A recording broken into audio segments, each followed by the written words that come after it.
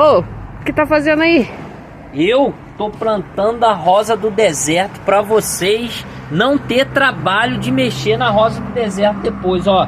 Já levantei o caldex, estou plantando com substrato extremamente solto, leve, ó, substrato perfeito. Show, hein? Pra quem não tem medo de plantar, hein? Já tá prontinha. É só pegar e levar. Plantada e adubada. Ó, vou até adubar aqui, ó. Um adubo perfeito, super fosfato simples, ó. E top. Vem que tem. Vem que tem.